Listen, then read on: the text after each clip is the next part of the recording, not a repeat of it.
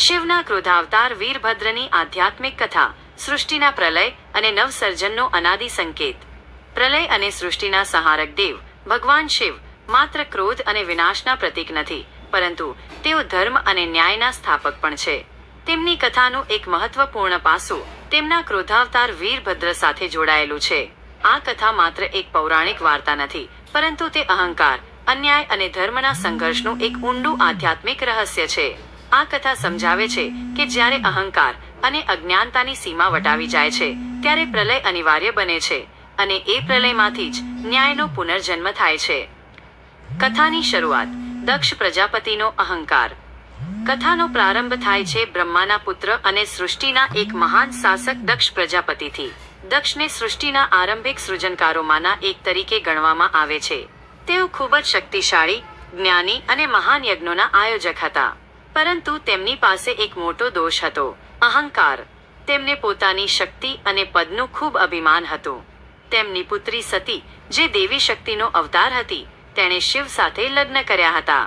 આ વાતથી દક્ષ ખુશ નહોતા. શિવનું જીવન સામાન્ય દેવો કરતાં અલગ હતું. તેઓ મહેલોમાં રહેવાને બદલે સ્મશાનમાં રહેતા, ભસ્મ ધારણ કરતા અને સાપને ગળામાં પહેરતા. દક્ષને આ બધું અશુભ લાગતું હતું. તેઓ શિવને પોતાના જમાઈ તરીકે સ્વીકારવામાં અપમાન અનુભવતા હતા. આ કારણથી તેમનો અહંકાર દક્ષ અને શિવ વચ્ચે દુશ્મનાવટનું બીજ બન્યો. મહાયજ્ઞ અને સતીનું અપમાન. એકવાર દક્ષ પ્રજાપતિએ એક વિશાળ મહાયજ્ઞનું આયોજન કર્યું. આ યજ્ઞમાં બ્રહ્માંડના તમામ દેવો, ઋષિઓ અને મહાન વ્યક્તિઓને આમંત્રણ આપવામાં આવ્યું હતું. પરંતુ તેમણે જાણી જોઈને શિવ અને સતીને આમંત્રણ આપ્યું નહીં. સતીને આ વાતની ખબર પડી ત્યારે તે ખૂબ દુઃખી થઈ. તેના હૃદયમાં એક ઈચ્છા જાગી કે તે પોતાના પિતાના ઘરે જાય, ભલે તેને આમંત્રણ ન મળ્યું હોય. શિવે સતીને સમજાવવાનો પ્રયાસ કર્યો કે આમંત્રણ વગર જવું યોગ્ય નથી, ખાસ કરીને જ્યારે દક્ષે ઇરાદાપૂર્વક તેમને આમંત્રણ આપ્યું નથી. પરંતુ પિતા પ્રત્યેના સ્નેહને કારણે સતીએ શિવની વાત માની નહીં. તે આગ્રહપૂર્વક યજ્ઞમાં પહોંચી. જ્યારે સતી યજ્ઞ સ્થળે પહોંચી ત્યારે તેનું ઉષ્માભર્યું સ્વાગત કરવાને બદલે દક્ષે તેનું અપમાન કર્યું. તેમણે શિવની ગેરહાજરીનો ઉલ્લેખ કરીને શિવ વિશે કઠોર અને અપમાનજનક શબ્દો કહ્યા. દક્ષે શિવને ભિખારી, અશુભ અને અયોગ્ય કહ્યા. આ અપમાનો સાંભળીને સતીનું હૃદય પીડાથી ફાટી પડ્યું. તે સમજી ગઈ કે તેના પિતાનો અહંકાર એટલો મોટો છે કે તે સત્ય અને સન્માનને સમજી શકતા નથી. પોતાના પતિના અપમાનથી વ્યથિત થયેલી સતીને લાગ્યું કે તેણે આ અપમાન સહન કરવા કરતાં મૃત્યુ પામવું વધુ યોગ્ય છે.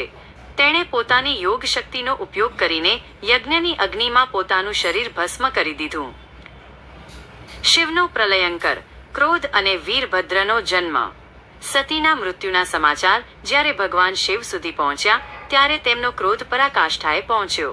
તેઓ માત્ર દુઃખી નહોતા, પરંતુ અન્યાય અને અપમાનની આગથી ભભૂકી ઉઠ્યા હતા. તેમણે પોતાની જટાને એક ભયંકર ગુસ્સા સાથે ઉખાડીને ધરતી પર પછાડી. આ મહાન શક્તિના પૃથ્વી પર પડવાથી એક ભયાનક ગર્જના થઈ અને તેમાંથી એક વિશાળ, કાળો અને ભયંકર આકૃતિ પ્રગટ થઈ. આ આકૃતિ બીજું કોઈ નહીં પરંતુ વીરભદ્ર હતા.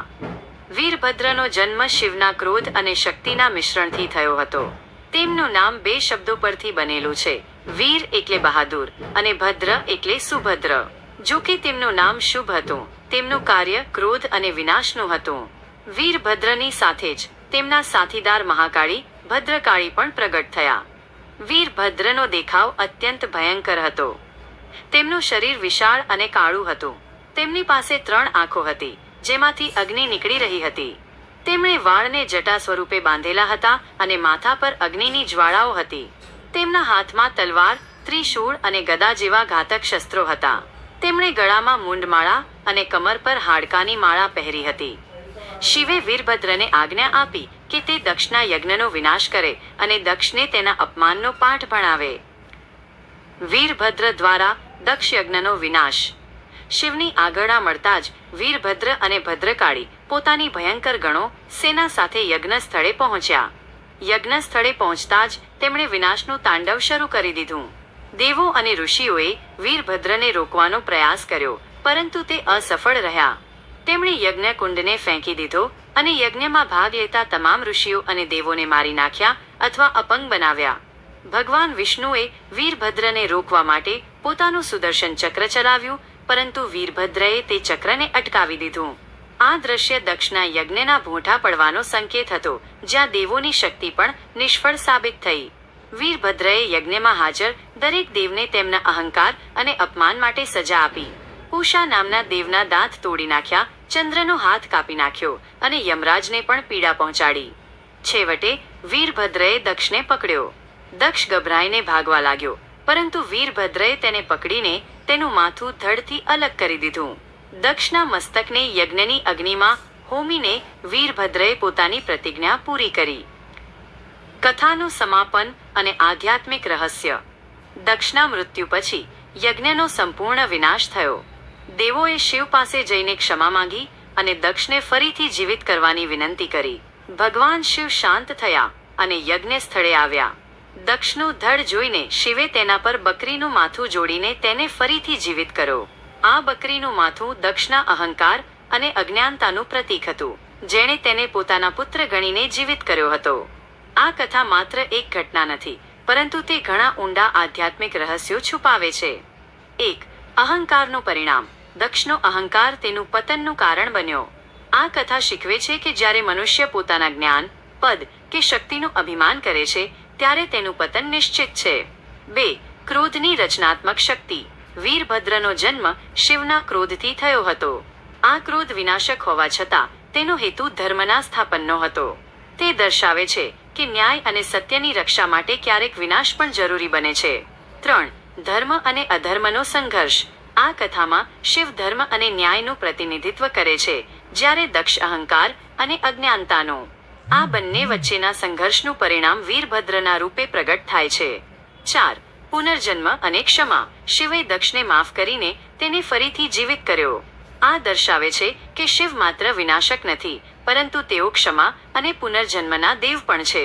તેમણે બકરીનું માથું આપીને દક્ષને નમ્રતા અને સરળતાનું પાઠ શીખવ્યો. વીરભદ્ર આજે પણ ધર્મ, શક્તિ અને અન્યાય સામે લડવાની ભાવનાના પ્રતીક તરીકે પૂજાય છે.